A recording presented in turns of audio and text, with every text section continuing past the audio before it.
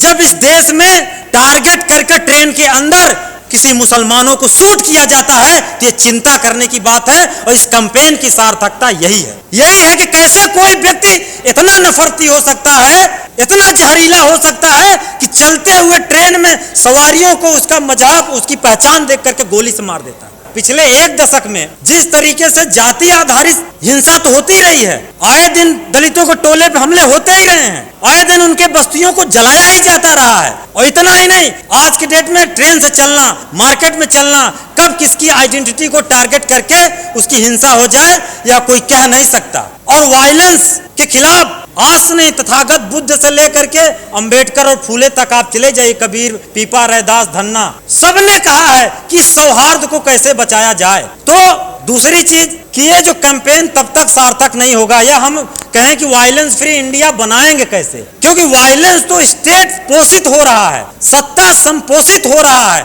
सत्ता द्वारा किया जा रहा है। मैं कुछ दिन पहले human right activist Colin Gonsalves साहब को सुन रहा था। वो एक बात कह रहे थे कि अगर स्टेट चाह ले तो किसी इलाके में चूस पू तक नहीं हो सकता, क्योंकि हमारा जो लोकल इंटेलिजेंस है, जो पुलिसिया सिस्टम है, उसके पास सारी इंफॉर्मेशन होती है कि कहाँ दंगा करना है, किसको मारना है, किसको सिस्टम के अंदर बचाना है। इलाहाबाद के अंदर क्या हुआ हम सब जानते हैं। और यही नहीं, जैसे ही सब सरकार आई नरेंद्र मोदी साहब की, ऊना में किस तरीके से दलितों की चमड़ी खींच ली गई और एक बड़ा मूवमेंट वहां से खड़ा हुआ। और आज तमाम छोटे छोटे दलों को, चाहे वो स्टेट लीड कर रहे हो या अपने एक हैसियत में, क्षमता में कम हो, लेकिन उनको एक जोड़ने की पहल एक राष्ट्रीय स्तर पर शुरू हुई है, जिसका नाम दिया गया है इंडिया अलायंस। उसके बहुत सारे पार्टनर्स यहाँ मौजूद हैं, लेकिन मैं उनसे जरिए या आप सबके जरिए इस कैंपेन के पीछे जो ये है कि कोई भी इंडिया या कोई भी आइडिया ऑफ इंडिया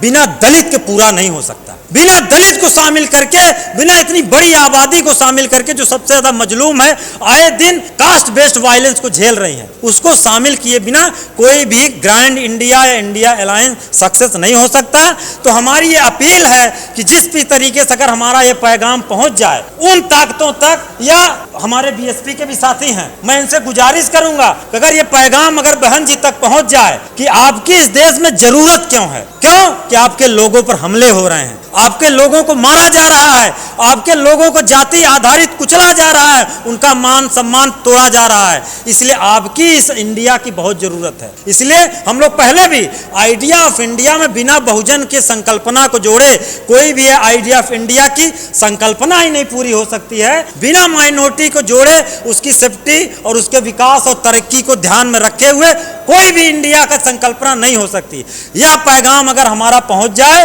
तो हम इस कैंपेन को बड़े स्तर पर, और इसको जो मकसद है वो 2024 में कि इन सत्ता को हटा करके हम एक ऐसी सत्ता लाएं जहां वायलेंस का स्पेस, आप कुछ मत करिए, आप चाहे सोशल मीडिया देख लीजिए या आप सुबह का अखबार देख लीजिए, ऐसा कोई कोना नहीं होगा जहां आपको वायलेंस नहीं दिखे। मैं वायलेंस के सैद्धांतिक इतिहास पर नहीं जाना चाहता, जहां से वर्ण व्यवस्था बनी, जहां से जाति व्यवस्था को नॉर्मलाइज किया गया। और जाति व्यवस्था कैसे नॉर्मलाइज किया गया कि कैसे किस कम्युनिटी को रोजमर्रे की जिंदगी में हमें कैसे पेश आना है, किसी को कहाँ उठना है, कहाँ बैठना है, चप्पल लेके चलना है, किसके दरवाजे से निकलना है, ये सदियों से नॉर्मलाइज किया गया है। लेकिन जिस तरीके का दलित असरसन हुआ, बैकवर्डों का असरसन हुआ, पूरा बहुजन मूवमेंट खड़ा हुआ, आज समता की चेतना की जो बात शुरू हुई है, धीरे धीरे हम इंसानियत की तरफ बढ़ रहे हैं और एक समाज ऐसा बनाने की कोशिश कर रहे हैं जिसमें सब मान सम्मान और समता के साथ रह सके, और उसकी कड़ी बहुत पुरानी है ना हो। मैं इतनी सी बात आप लोगों तक रखना चाहता था। अगर हमारी बात आपके जरिए कई लोगों तक पहुंच जाए तो हमारे इस कार्यक्रम की भी सफलता होगी और मेरा बोलना भी उचित होगा। शुक्रिया साहब।